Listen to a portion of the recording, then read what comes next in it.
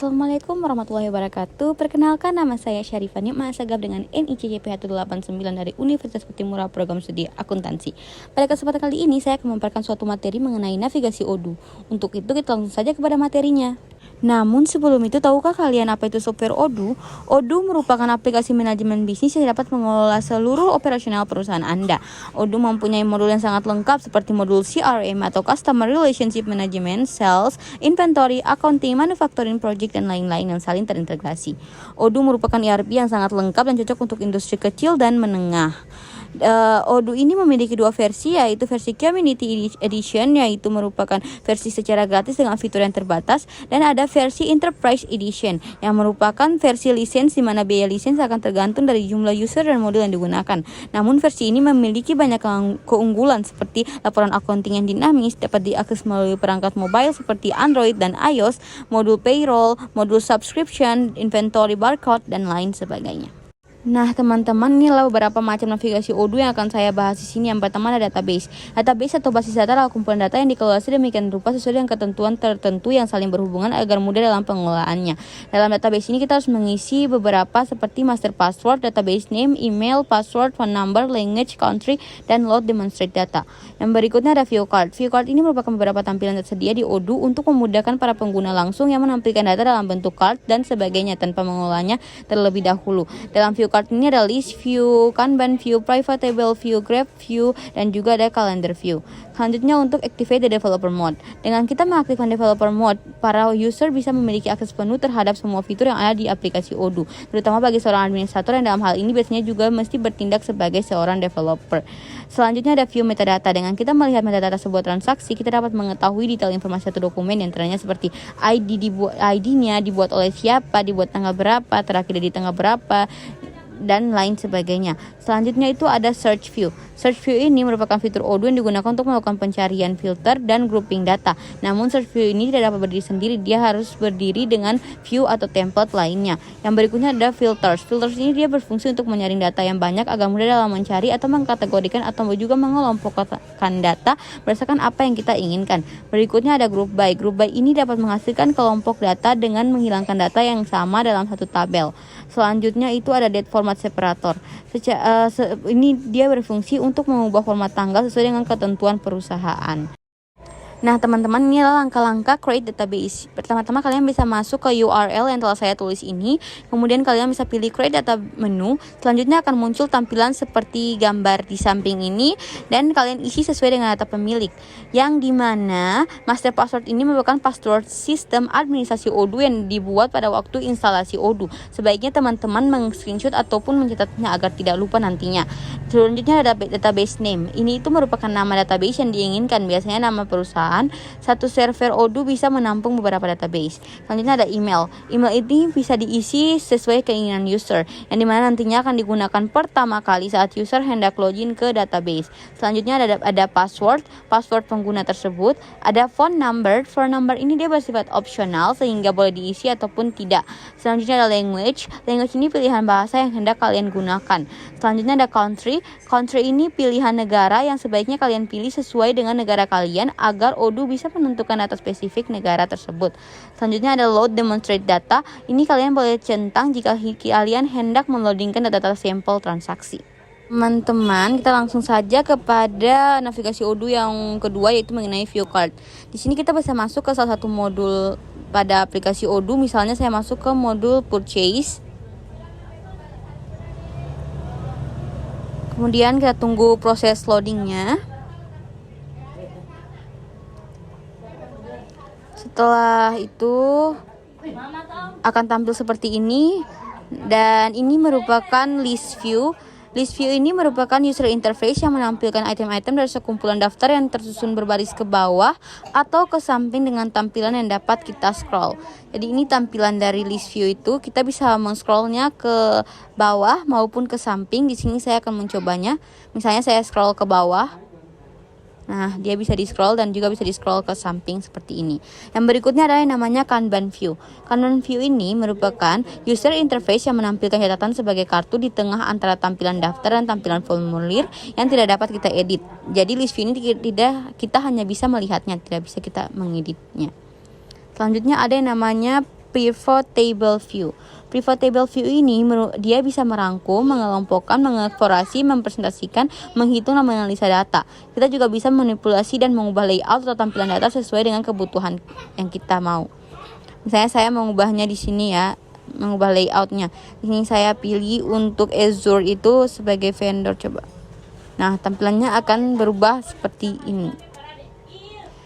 Yang selanjutnya ada yang namanya graph view. Graph view ini merupakan tampilan grafik yang memberikan tampilan grafis data dalam bentuk diagram batang seperti ini. Ada diagram garis atau line chart, ada diagram lingkaran atau yang disebut dengan pie chart seperti ini. Dan yang terakhir ada yang namanya calendar view. Dia ini menyediakan garis waktu, tampilan jadwal untuk data kita.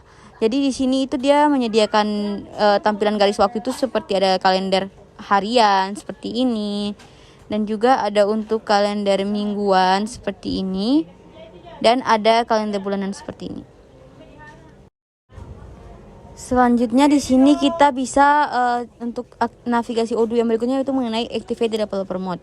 Untuk mengaktifkan Developer Mode ini kita bisa melalui dua cara pada aplikasi Odoo langsung. Misalnya kita langsung dari menu setting, dan ada cara yang kedua itu melalui URL. Untuk itu saya akan mencoba metode atau cara yang pertama, yaitu di sini kita masuk ke menu setting. Kemudian kita scroll yang paling bawah. Di situ ada tulisan Activate the Developer Mode. Kita klik dia. Nah, akan muncul tanda kumbang atau lambang kumbang seperti ini. Ini berarti developer mode kita sudah aktif.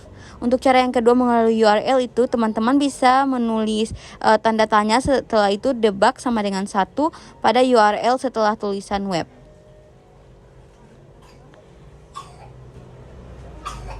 Selanjutnya kita kepada navigasi Odoo yang keempat, yaitu mengenai view metadata. Di sini saya masuk misalnya ke modul inventory, saya pilih yang deliver order to prosesnya. Saya pilih satu transaksinya. Kemudian kita klik tanda atau lambang kumbang dan kita pilih yang view metadata. Nah, di sini akan muncul tampilan view metadata dari transaksi tersebut, di mana ada ID-nya, terus dibuatnya oleh siapa, dibuatnya tanggal berapa, dimodifikasinya oleh siapa, dimodifikasinya tanggal berapa. Ini akan tertera semua pada view metadata di sini. Untuk navigasi berikutnya itu mengenai search view. Di sini misalnya saya masuk ke salah satu modul, misalnya invoicing. Nah, itu ada tulisan search. Teman-teman bisa mencari sesuai yang teman-teman inginkan aja di pencarian ini. Mau mencari data apa di sini misalnya. Kalian mau mencarinya, misalnya kalian mau mencari yang sales team. Ternyata pada transaksi ini tidak ada sales teamnya. Atau teman-teman mau mencari yang jurnal, tidak ada juga. Jadi bisa dicari pada menu ini. Oke, yang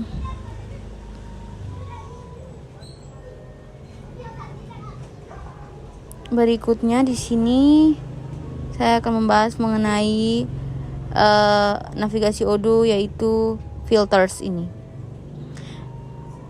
Di sini misalnya saya pilih data, saya mau melihat data yang belum terbayar ya, jadi saya pilih yang unpaid. Dia akan muncul tampilan data-data yang belum terbayar. Saya pilih tanggalnya itu Agustus misalnya. Nah, akan muncul tampilan seperti ini. Dia langsung otomatis menunjukkan suatu transaksi yang belum terbayar pada bulan Agustus. Dari Agustus gitu. Dari bulan Agustus. Selanjutnya ada di sini navigasi mengenai group by. Saya hapus ini dulu. Kita ke group by. Di sini kita bisa mengelompokkan atau menghilangkan data yang sama dalam satu tabel. Di sini misalnya saya bakalan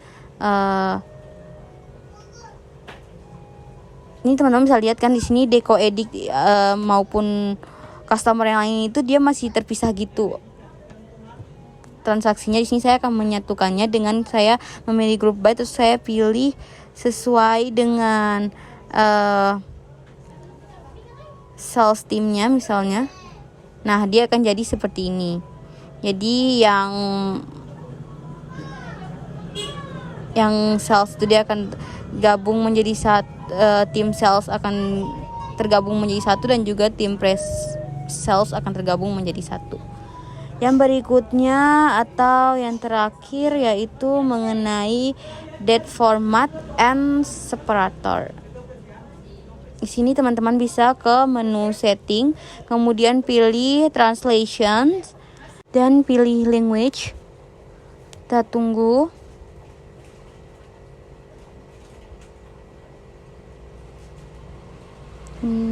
Kita pilih bahasa sesuai negara kita. Di sini saya cari bahasa Indonesia misalnya.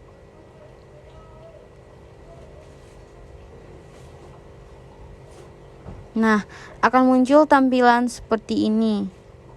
Dan kita bisa sesuaikan aja di sini. Teman-teman.